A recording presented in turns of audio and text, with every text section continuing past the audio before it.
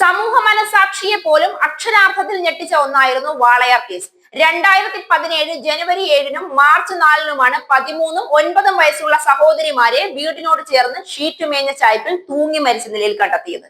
പ്രായപൂർത്തിയാവാത്ത ഒരാൾ ഉൾപ്പെടെ 5 പേരാണ് കേസിലെ പ്രതിയായത്. ഇത് പിന്നീട് പീഡന കേസായി പുറത്തു വരികയായിരുന്നു. ആദ്യം വിചാരണ നടത്തിയ പാലക്കാട് പോക്സോ കോടതി പ്രതികളെ വിട്ടയച്ചിരുന്നു. എന്നാൽ സർക്കാരും കുട്ടികളുടെ അമ്മയും നൽകിയ അപ്പീലുകൾ അനുവദിച്ച ഹൈക്കോടതി 2021 ജനുവരി 6-നാണ് വിചാരണ കോടതിയുടെ ഉത്തരവ് റദ്ദാക്കുന്നത്. പുനർവിചാരണയ്ക്കായിരുന്നു കോടതിയുടെ നിർദ്ദേശം.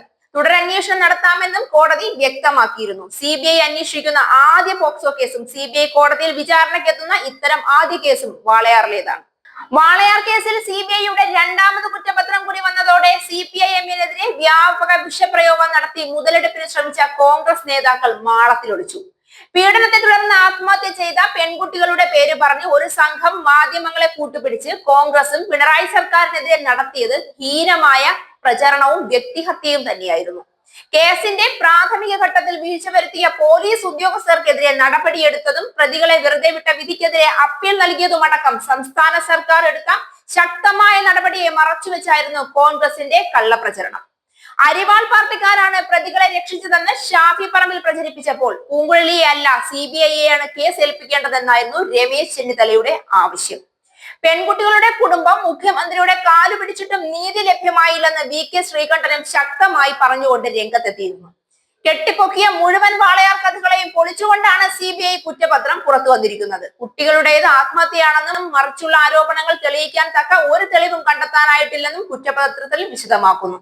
കൂടാതെ വാളയാറിലെ പെൺകുട്ടികളുടെ ദുരൂഹ മരണം അന്വേഷിക്കുന്ന CBI പെൺകുട്ടികളുടെ മാതാവിനെതിരെ കുറ്റപത്രത്തിൽ ഉന്നയിക്കുന്ന അതീവ ഗുരുതര സ്വഭാവമുള്ള ആരോപണങ്ങളാണ്. കുട്ടികളെ മരണത്തിലേക്ക് നയിച്ചതിന്റെ മുഖ്യ ഉത്തരവാദികൾ മാതാപിതാക്കളാണെന്ന് കുറ്റപത്രം ആരോപിക്കുന്നു. കൂടാതെ അതിനുവേണ്ട ശക്തമായ തെളിവുകളും കുറ്റപത്രത്തിൽ പറയുന്നുണ്ട്. പഴുതടച്ച അന്വേഷണവും പ്രതികളെ അറസ്റ്റ് ചെയ്യലും ഉണ്ടായിട്ടും കേവലം പിഞ്ചു കുഞ്ഞുങ്ങളുടെ ഇത്രയും പൈശാചികമായ ഒരു മരണത്തിനെ പോലും രാഷ്ട്രീയ ലാഭത്തിന് വേണ്ടി ഉപയോഗിക്കുന്നു എന്നത് കോൺഗ്രസിനെ ആട്ടിൻതോലിട്ട ചെന്നായ രാഷ്ട്രീയത്തിന്റെ മുഖം മൂടി വലിച്ചു കീറുന്നതാണ്. അന്ന് കോൺഗ്രസിന്റെ പക്ഷം ചേർന്ന് മോഹന വാഗ്ദാനങ്ങളിൽ വീണ് പെൺകുട്ടികളുടെ അമ്മയും സംസ്ഥാന സർക്കാരിനെ രൂക്ഷമായി വിമർശിച്ചിരുന്നു. എന്നാൽ ഇന്ന് അമ്മ കൂടി പ്രതി ചേർക്കപ്പെടുമ്പോൾ പറഞ്ഞതൊക്കെ പതിരായിരുന്നു എന്ന് പകൽ പോലെ വ്യക്തമാവുകയാണ്.